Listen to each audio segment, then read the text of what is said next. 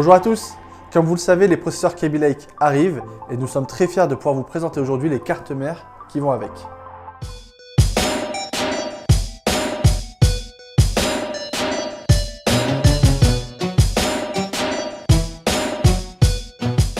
Kaby Lake, c'est l'évolution de Skylake, apportant un petit peu plus de performance globale, mais aussi une optimisation pour les calculs de rendu en termes de réalité virtuelle.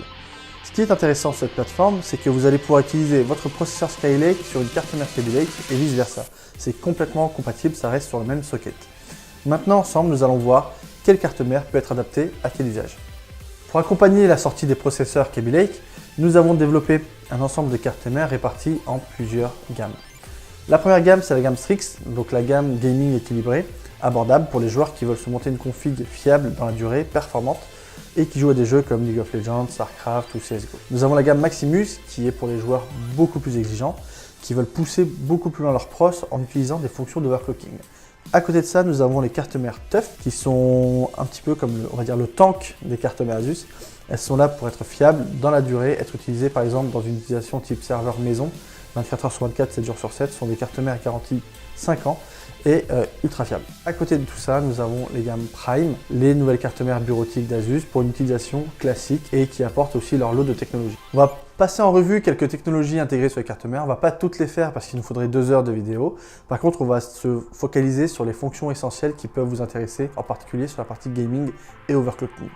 Bon, la première chose assez classique, c'est le processeur qui va être toujours au même endroit. Il faut savoir qu'en termes de performance, on a un gain de performance quand on utilise une carte mère Kaby Lake avec un processeur Kaby Lake. L'avantage de Kaby Lake, c'est vraiment au niveau de la RAM, on a des fréquences de base qui sont beaucoup plus élevées que la fréquence de base de Skylake. Pour nos cartes mères, nous continuons à faire confiance au réseau Gigabit Intel qui pour nous est le plus performant, qui évite d'avoir des lags et qui se synchronise mieux avec le processeur. Sur nos cartes mères, au-delà du design, nous avons rajouté une fonctionnalité qui concerne le blindage des ports PCI Express. C'est assez important si vous êtes amené à déplacer votre tour ou si vous êtes amené à changer vos composants.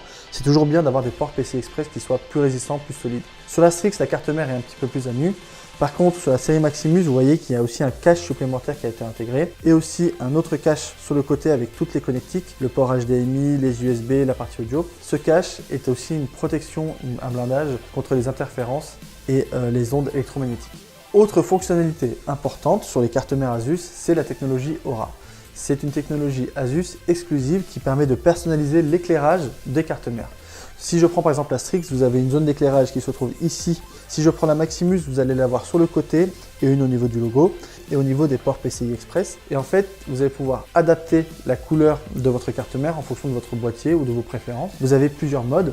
Vous pouvez avoir une lumière qui change, qui se diffuse. Vous pouvez avoir un mode stroboscopique. Vous pouvez avoir un mode qui s'adapte à la musique, par exemple, que vous allez jouer, etc. etc.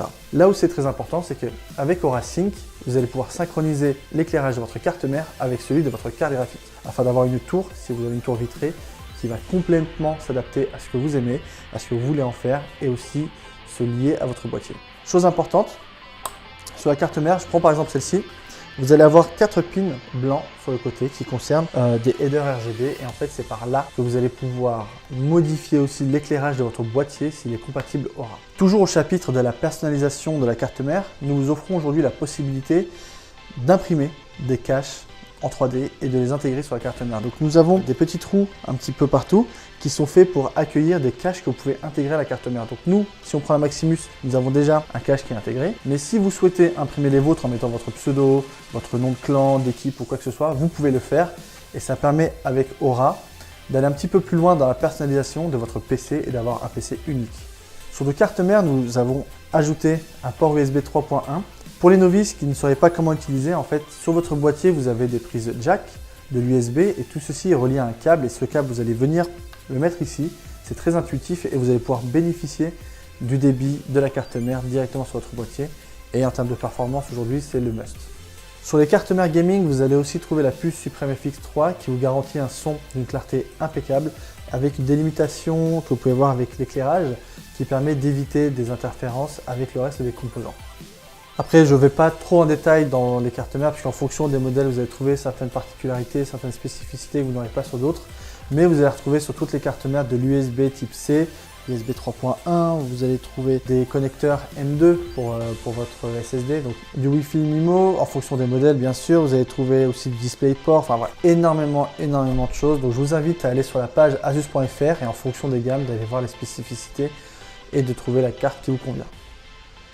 Comme vous avez pu le constater, avec les processeurs Kaby Lake et les cartes mères Asus, nous poussons un petit peu plus loin les performances. Si vous avez des questions techniques ou autres, n'hésitez pas à passer soit sur le forum, soit sur le Facebook et nous nous ferons un plaisir de vous répondre. Et si vous cherchez à avoir des informations complémentaires en fonction des modèles, je vous invite à vous rendre sur le site asus.fr. Merci et à bientôt.